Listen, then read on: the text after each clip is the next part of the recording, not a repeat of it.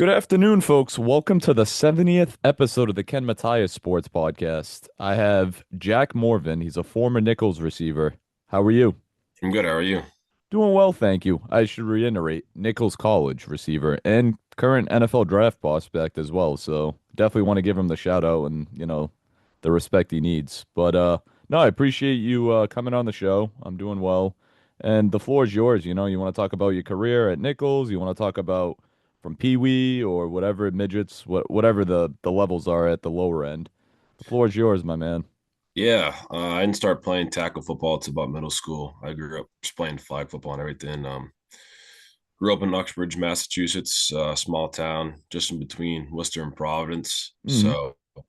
Um, played 4 years of football at Uxbridge, along with baseball, basketball. But football is always kind of my favorite sport, at least as I got older, for sure. Yeah, I chose Nichols. It was a pretty similar, environment to what I grew up in Uxbridge. It's kind of Dudley's pretty much just Uxbridge with a college in it. So Hmm. it was really comfortable me going there. I got a great opportunity to play football there. Um, yeah, once I got there, I had a little bit rougher start to the career. I had an injury, and I was, eventually joined back with the team. But from there, it kind of just skyrocketed. My current head coach, Coach Marino, came in with me as an offensive coordinator my freshman year. He gave me a lot of opportunities to prove myself, play, and like I said, it kind of just took off from there, and got me to where I'm at now. So So did you go to Nichols all 4 years, or did you like transfer, or I was there for 4 years undergrad, and then I'm just finished up my master's right now. congratulations? Um, What Thank you. was your yeah, no problem. What was your major, if you don't mind me getting off topic for a second? I majored in sport marketing and content creation. I had a Hmm. minor in communication as well, and then I'm doing my MBA right now. I just finished up my second to last class. I will walk in a couple weeks for graduation, but I still have one more class to take.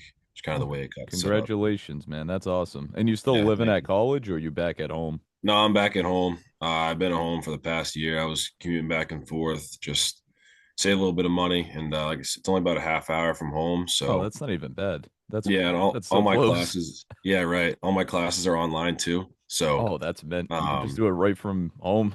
exactly right. So everything just kind of worked out that way well. So, Before yeah. we, yeah, no problem. Before we jump back to the football topic, so seeing that you were doing sport marketing or content creation, is that like another passion you've had since you were little, or it's just been like sports, sports, sports? I want to get involved in sports if I can't play at the next level. Yeah, yeah, you kind of hit it both in the head there. Um, sports is always just my number one thing, my passion for growing up. I just watched, played, everything was sports. So I knew when I was thinking about deciding to go to college, I really wanted to continue in that world, whether, wherever it would be. I actually went as a communication major. Hmm. I kind of wanted to get into sport, broadcasting, things of that nature at first, because honestly, because of Don Orsillo and Jerry Emery back in the day Oh, with the Red dude, Sox. that was amazing that you brought that up. They're great. I'm a Yeah, big baseball guy. That's another topic. yeah, right. I love that's baseball is my first sport, so it'll always hit home. Hmm. But those two guys, I guess, just really drew me into baseball. Like the Red Sox growing up, like it really was. That was the reason why I kind of want to get into it. That's really what I wanted to do Yeah, was be in broadcasting. A lot of people tell me I have the voice for it you too. do. So You do. yeah, it's funny you Growing say up, I've that. heard that too. I'm not making this about me, but I've gone Right, down the similar route of journalism and broadcasting, but right, it's a tough industry out there right now. no doubt. Yeah, and like I said, that was kind of what I wanted to get into, and um, after first semester, I made communication my minor and made sport marketing and content creation my major. Just some more, I guess, focused on what I wanted to do. I had an internship at school, and I also worked in like the athletic department, just doing a lot of video work, things of that nature. Eventually, I called a couple of games with Austin, some basketball, Shout and out Austin for yeah, getting me in contact with you, Austin Mendes. I'm definitely yeah, gonna post this and send this to him. So thank yeah, you, Austin, for that as well. yeah. He's great. He's a great Good get. commentator, great voice. Yep. He's very knowledgeable. But yeah, so that was kind of what I wanted to do. And, as time went on, and this whole football thing happened, and I kind of just, I guess, steered away from that a little bit. Mm-hmm. I'm not totally sure if that's what I want to continue doing whenever the football thing happens to be finished up. But I have that degree and I have the MBA that I'll be finishing up shortly. So the sports world is someone I'd like to stay in touch in. Um, I'm not again not exactly sure what that'll be, but Mm-hmm. in some way I'd like to, no doubt. I mean, I'll continue to watch sports and follow it my entire life, regardless. So, Yeah, no, I hear you on but obviously that. you can't play, can't play football forever. I'll try to play some adult league softball or basketball or something, something to keep my, you know, stay active a little bit, but see where it goes. But that's Yeah, always absolutely. been why that was why I guess I should say I got into the sport marketing field at Nichols. From what you sent me, I'm bringing up your stats again. I mean, phenomenal from 2022 to 2025. And I mean, I'm looking at it right now. I'm just going to read it quick. 10 games played, 30 receptions, 527 yards, 4 touchdowns. Your longest touchdown that year was 73. That's Yeah. was that right? The longest? That's usually what they put long. It's going to be the Yeah. longest TD. Yeah. Yeah. Then 2023 got even better. You got 10 games, 39 receptions, 752 yards, 11 touchdowns. 68 was your longest touchdown. I Mm, know I'm just reiterating on what you know, but I yeah. appreciate you sending me this. Mm, 2024, 9 games played, 51 receptions, almost 1,000 yards, 967, 11 touchdowns again, 82 yard touchdown was your longest. And then yeah. this past season was phenomenal. 10 games played, 68 receptions, almost 1,200 yards, 1190, 11 touchdowns, 75, yard touchdown. Like, talk about that a little bit. That's total of 34, 36 and 39 games played there, talking about receiving yards and 37 touchdowns and almost 200 receptions in 40 games. Mm, That's crazy. I definitely want you to touch on that quick yeah. I mean, or take your time on it. That's crazy. yeah. I mean, early on, like I said, it was a new offense for everybody. So my sophomore year was my first year playing. That's so 2022. Um, and yeah, it was a new offense for everybody. So we were all kind of, we had a really, really great and talented room that year. We had a couple older guys that had been there for a while, a couple younger guys that were good.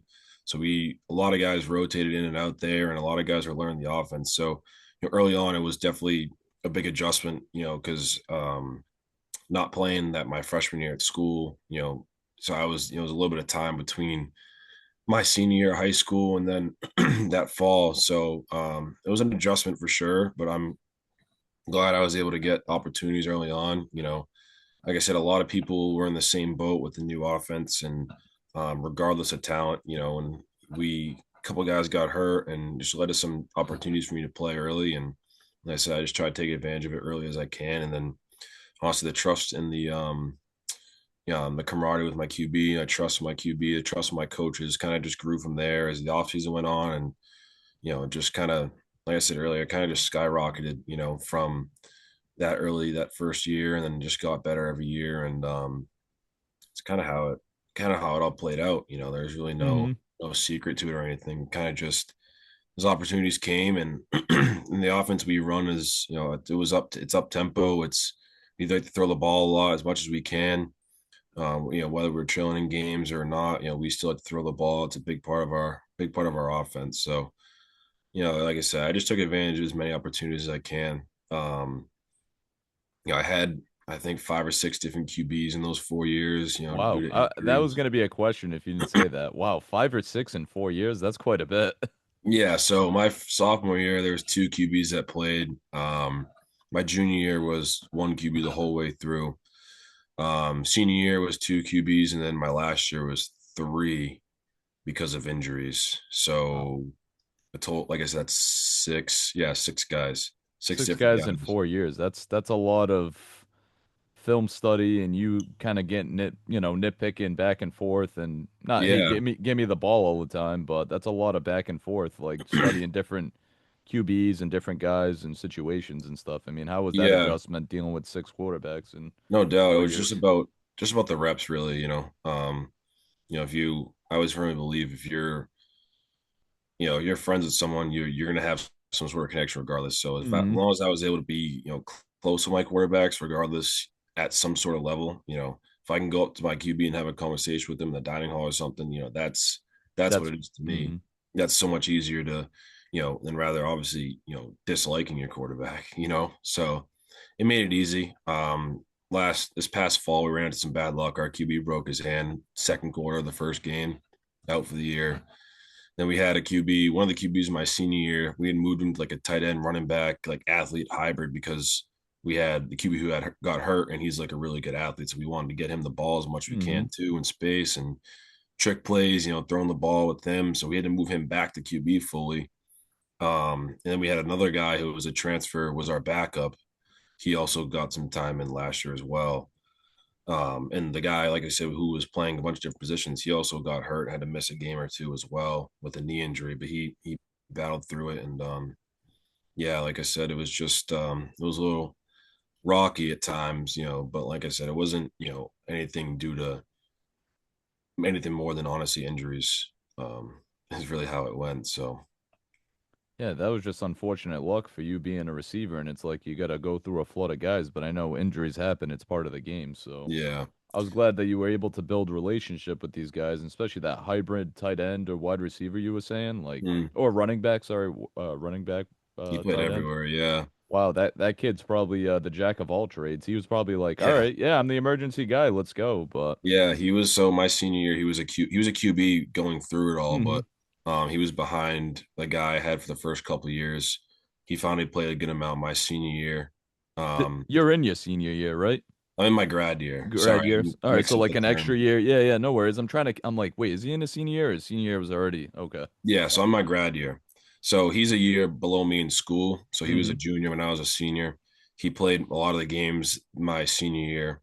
But they decided because we had another QB, the one that broke his hand, we decided to move the one from before, like I was saying, he was a tight end, a wing, a running back, like he He played played it all. everywhere. Yeah. Yeah, he was a really good athlete, stud player, and then we just had to move him back to QB. He knew the offense the best out of anyone that could have, stepped in.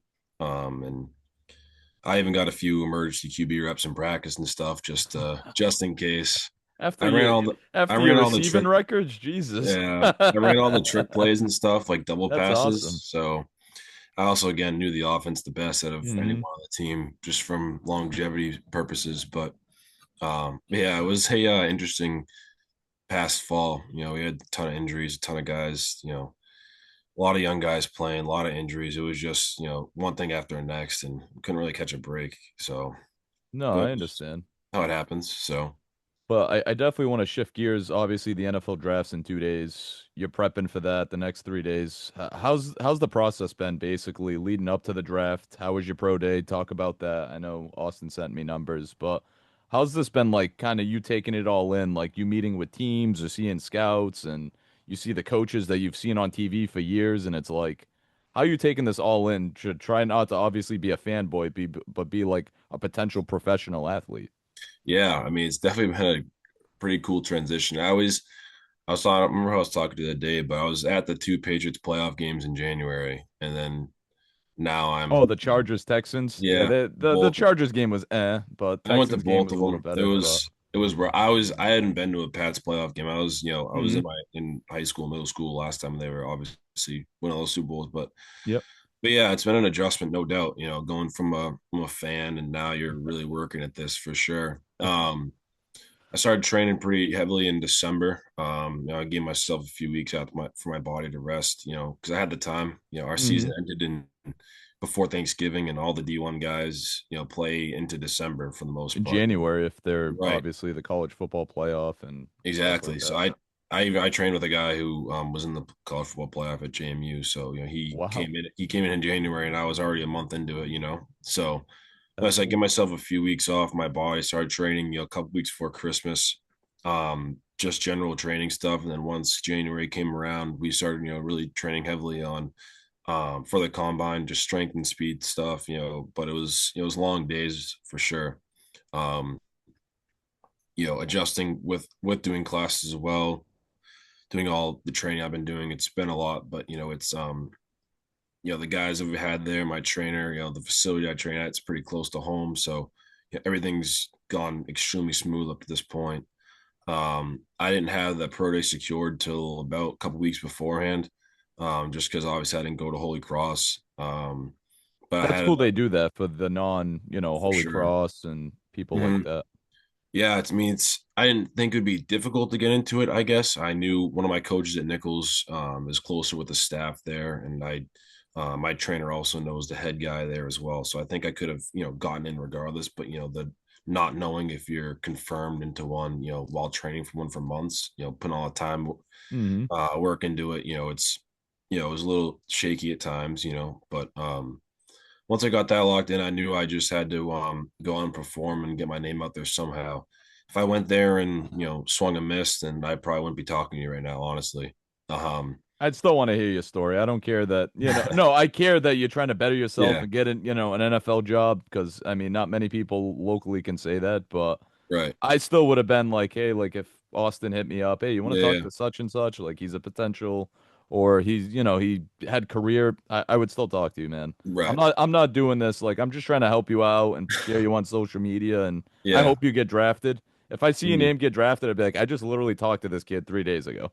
I would be, yeah, I'd be pretty surprised too. But You yeah, I never mean, know, man. right, I don't mean to get off exactly, topic, but you never know. right, exactly. But continue what you were saying. I'm sorry. Yeah. So like I said, I just knew I had the point of what I was making is I just had to go out and really prove myself and show that I'm not just statistics or while Hmm. they do mean a lot, I got to be able to show that I can run and jump and everything like that. So like I said, I really hammered down the training for the 3 months I was there for that day, and then when I got the results later that night, I was pretty happy with what happened. I had kind of known some of the things on that day, but some of the field work they don't really release it to you until afterwards. Hmm. So there was a little bit of an anticipation at night. Like I said, I knew probably about half, three-quarters of the things I did and how I did, like what the results were, I should say.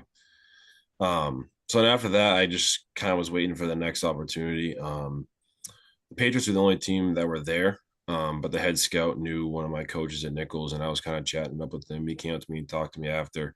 Said he wanted to get me to their local day, which was 2 weeks from today, 2 weeks ago from today. Hmm. Um, so I was just again waiting for that to happen, which was, it was about 3 weeks after the pro day. So, I was kind of just training for that, getting more into football specific stuff rather than combine speed, strength specific things.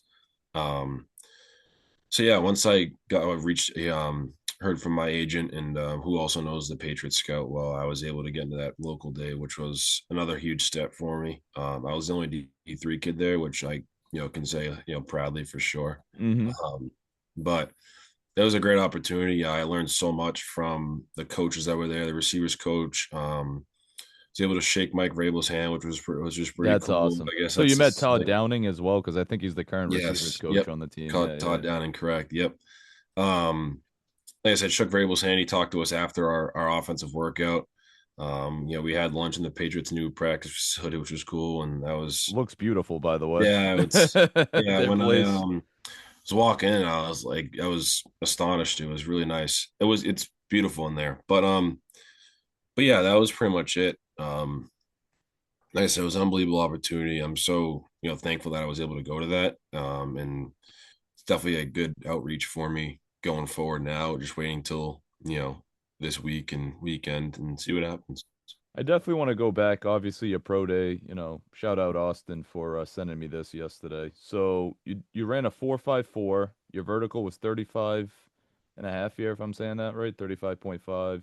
Yep. Your broad, what is that? Is that the jump? Yeah, it's just a regular jump. Was that 10 inches? 10 feet. Yeah. 10 feet, sorry. 10 feet. Yep.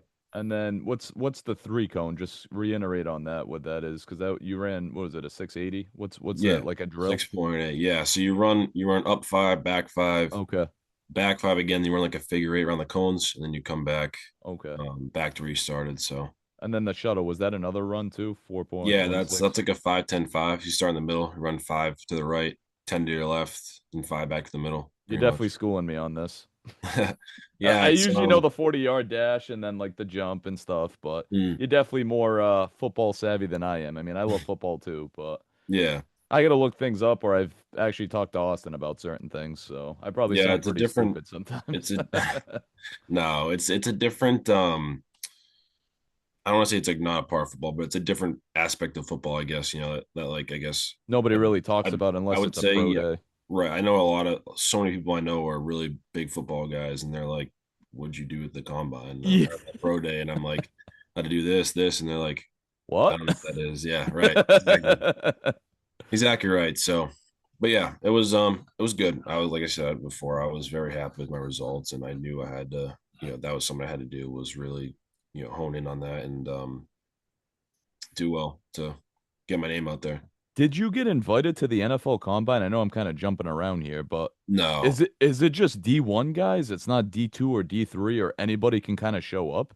I'm no, just kind of curious how that process yeah, works you have with to get you. invited to that. Hmm, That really starts, early on, I guess. You kind of have to like, obviously have to put your like draft eligible guys, you know, they have to kind of be on the radar for that throughout, the season and once it kind of ends and that's kind I of don't not know. fair for like the lower end school. No, I'm not saying Nichols is like D10, but Yeah. I feel like some guys like with your player comparison or compatibility, I guess maybe is the word I'm trying to find. Like Hmm. with the stats that you put up, like I don't care what division that is, that's impressive to me. I'm sorry. Yeah, I mean it's I mean, I'm just not a scout, but yeah. yeah, Yeah, I mean I'm a little ignorant to some of that stuff, on how it works, but it's kind of annoying in a way. yeah, I mean I was just also unknown, going into it. I mean Hmm.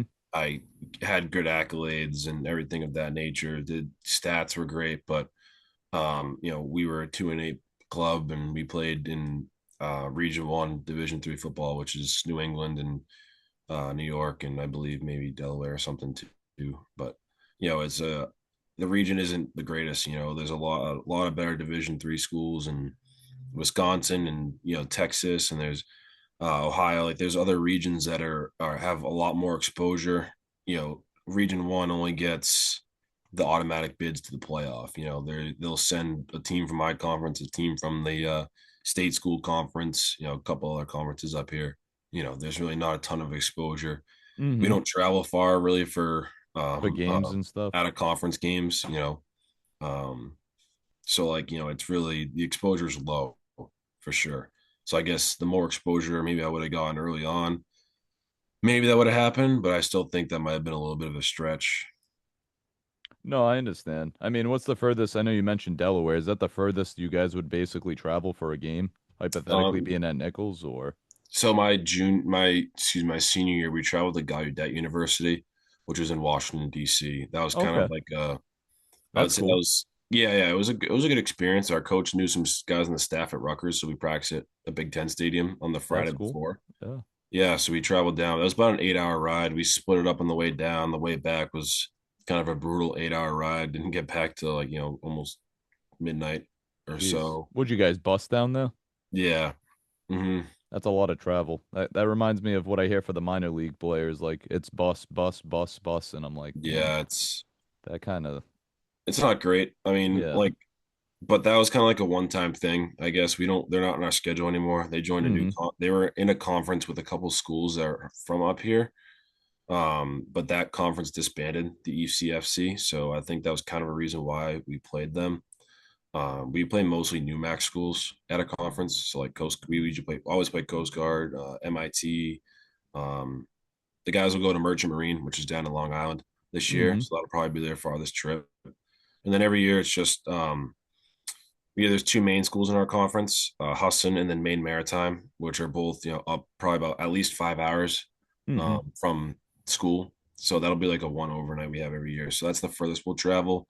Gallaudet was kind of like an outlier for the school, but it's back to my point. There's not a ton of exposure. So Yeah, yeah, yeah. I just feel like when you got like a D2, D3 player that's been probably not gonna say killing it, that's probably not the right term, but that's been doing really, really good for like you. It's been like since you basically started, your stats just kept elevating and then your touchdowns stayed the same. But mm, I just feel like you guys deserve more exposure. It's not just the local Patriots that should be going to see you. I think even if it's 10 or 15 NFL teams out of the 32 should get more exposure to these guys. I don't know if that's just me being biased because we live in New England, but I just feel Yeah. like more exposure for the local prospects needs to be, I don't know, broadened, I guess, in a way.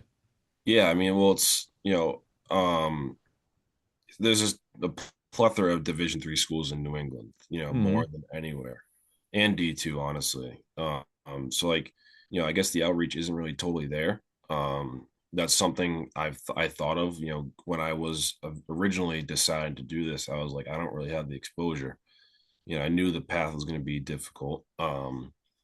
But I just need you need someone to kind of get your name out there for you in a way, you know. Like I said, I had a coach on the staff who coached, years of Division 1 football, coach for the Patriots, coach for a couple NFL teams, and he's been Wow. kind of like he's been the guy kind of reaching out to people for me, Yeah, and the shoulder to kind of lean on or be like right, connected with. I get it. right. And his resume is like, why are you at Nichols? He's an older gentleman, but he's really good friends with my head coach. Um, Extremely smart guy, such an amazing person, and he's been helping me out a ton. I've already thanked him, a few times, and I couldn't thank him enough for helping me out, because like I said, the exposure is low, and I agree with you. I mean, even going forward, whatever happens to me happens, but there are some talented kids that I've played, and there's other talented kids in the area that I don't play that might not even have the opportunity that I had to Hmm. even go to a pro day or go to a local day. Like, that's kind of out of the realm for a lot of kids. And then, if kids want to continue playing, they'll just find something overseas or something, Or or some adult league just to play for fun in the summer right, locally. exactly. That's I don't know There if are those are still talented, popular, but no doubt. There's talented people that can continue playing professional football. NFL isn't, obviously I'd love to play in the NFL, yeah, but everybody would. there's so many other leagues out there you can continue playing. Um, whether it's in the States or overseas, no Hmm. doubt. I'm So glad you bring that up. Sorry, I didn't mean to cut you off. I know we're short on time, but I'm glad you bring that up. If it's not the NFL, would you look at the CFL? I know the UFL's going on. I don't really follow it. No offense mm, if, people that follow it and like it, but would you consider just playing Canadian, UFL, whatever, the spring league that's going on? That's probably the UFL, I'm pretty sure. mm, Like, would you consider of like alternative options? Because I think when I was a kid, they had NFL Europe, and that used to be in Madden. I yeah, remember, I think you could play as those teams, and I don't think that's right. a thing anymore. But No. I mean, yeah, I would definitely consider something, whatever my options are. That's, mm, I'm keeping everything open for now. Um, when I talked to my parents about this, I was like, this is the time to do it. I have an opportunity to do it. Like, I want to continue playing. I love the sport more than anything, and I'll keep all my options open as long as my body's healthy and it's not telling me time to hang it up. I'm going to mm, continue to try to play, and um, my agents and people I know have connections. I can try to that's maybe find a great. league overseas. I'd whether it's just for a season or something. Maybe if again, assuming the NFL thing doesn't work out, seasons are kind of offset a little bit. Those leagues, from to my knowledge, are in the winter time, and everything. So whatever happens, happens. But I'm definitely keep all my options open to any league that there might be. Now, how long I continue to play for after that will Hmm. be determined on you know what happens and everything and how my life is going. But I'm definitely keeping all my options open for No, the time being, at absolutely. least. And heading in obviously to the 3 days of the draft, you got the first round on Thursday, 2 and 3 on Friday, and then 4 to 7, where hopefully you can fall in that 4 to 7 range. That would be freaking great, honestly. That would be really wonderful. But what do you, your expectations? Do you have any heading into the draft? I hope other teams will reach out, or your agent, is your agent going to be with you and your family? Are you doing anything? I know I'm jumbling all over the place, so Yeah, you're gonna be out and about, and if you get a phone call, hey, great. If not, I mean, it is what it is. yeah. I'm gonna watch. I watch the draft every year, regardless. So Mm-hmm. I'll probably just sit on my couch with my parents or whatever, and just watch the draft. There's no need for a draft party or anything. I'm again not anticipating getting drafted, but my name's out there. Again, my coach I have has reached out to people. Teams have my combine, my pro day number. Excuse me. Teams know I went to the local day. Whether it's the Patriots or it's whatever team saying, "Hey, like we're want to bring in for a mini camp tryout," or That'd a be awesome. team wants to bring me in and maybe even sign me to something. whatever that is, it's I'm just gonna me and my agent and I are gonna discuss and we'll figure out the best course of action. Um, I would say I'm thinking from what has happened, and again I'm a little ignorant about it, on based off of what certain teams are looking for, Hmm. but I am anticipating maybe in some sort of a tryout. But we'll see. That's my goal. That's what I've been training for. So I guess that's the reason why I say I'm anticipating on that happening. Again, I don't know what teams are thinking and stuff like that, obviously. But between my pro day numbers and going to that local day, I guess my name is out there. And like I said, I'm anticipating on something based off of my training and how things have gone thus far. So, No, I wish you the best of luck. I hope it's successful story in the end. And I mean, I seen it last year. I didn't know this Efton Chisholm guy, and I'm like, who is this guy? So a former coworker of mine that I worked with last year, he's like, watch out for this guy. I'm like, all right. Like, he showed up later in the season for the Pats. He somewhat contributed. I think he might have caught a touchdown or two, whatever it mm, was. But he was UDFA, I believe, as well. He yep. went. Did he go to a D1 or was he like a lower He was D2 at a school? FCS, I believe, FCS. Eastern Okay. Washington. So he was still like that's a lower DN. Yeah, that's a low, D1. Sorry, sorry. low level Low D1. Yeah. level. Yeah, that's what I meant. Hmm. But I'm hoping like your story's kind of like similar to him. Like you get draft or you get signed by somebody if you're not drafted. Like that. That would be just amazing. Just to Yeah. be that have that opportunity. And I mean, when would tryouts hypothetically, excuse me, happen? Would it be right after the draft, or would it be like more towards rookie camp, training camp in July? How does it usually work? So rookie minicamp will be a few days in the beginning of I May. think yeah, May or yeah, May. I think it is. Certain teams I think have different dates, Hmm. to my knowledge. Um, so whatever, however it works, if I get brought in as a tryout and they're like, like, maybe not, yeah, like appreciate you for coming out, whatever, then I wouldn't make it on. If they want to bring me in for their mini camp, that'd be some point later on in the month. Um, but I believe, it's um there's like a week or two, I believe, between the draft and then the mini camps. Hmm. Yeah, it's usually So middle of May or something like that. yeah, I believe the regular mini camps like later in May. So the rookie mini camp will happen, and then hopefully, if I'm still around wherever I'm at, we'll kind of just parlay that into the mini camp and just take it from there. Honestly, Yeah. No, I appreciate it, Jack. Thank you so much for joining my podcast, and I wish you and your family nothing but the greatest success going forward. yeah, I appreciate you having me on. I'm glad Austin was able to be the Shout out moderator Austin here. again. I know. Thank Yeah, you, man.